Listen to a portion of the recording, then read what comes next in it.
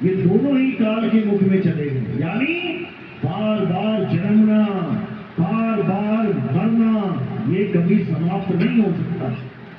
समाप्त कब होगा? अरे सरगुण निर्गुण दोनों से न्यारा। और कहे कबीर सो राम हमारा। हमारा राम ना सरगुण साकार है, ना निर्गुण निराकार है। ये सरगुण साकार और निर्गुण निराकार ही अज्ञान है। इसी का खात्मा करने के लिए सतगुरुवंदी छोड़ कबीर साहब इस काल की नगरी में आते हैं, हमें भेद समझाते हैं कि तुम गलत जगह पे आ गए हो भाई। एक पल का भरोसा नहीं कब तुमसे ये शरीर छुड़वा लिया जाए। और इसका मतलब ये नहीं कि तुम्हारी रिहाई हो जाएगी। ये शरीर छुड़वाते ही तुम्हें दूसरा शरीर धारण करवा दिया जाएगा। यानी एक जेल से निकले, दूसरी जेल तैयार है। अब ये जेल कैसे छूटेगी?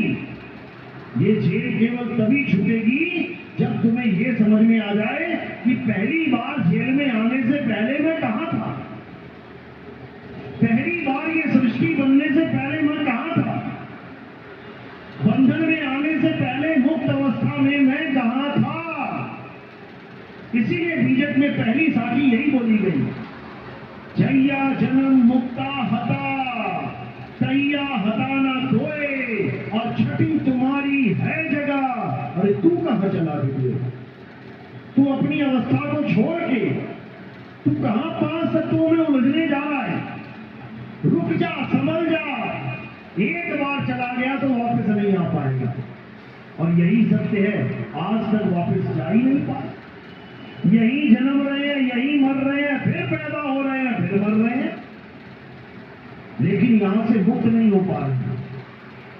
तो अब कबीर साहब क्या समझा रहे हैं कि इस संसार से परे, इस 3 लोक से न्यारा एक ऐसा स्थान है जहां अगर तुम पहुंच गए फिर तुम्हारा आना जाना खत्म हो जाएगा।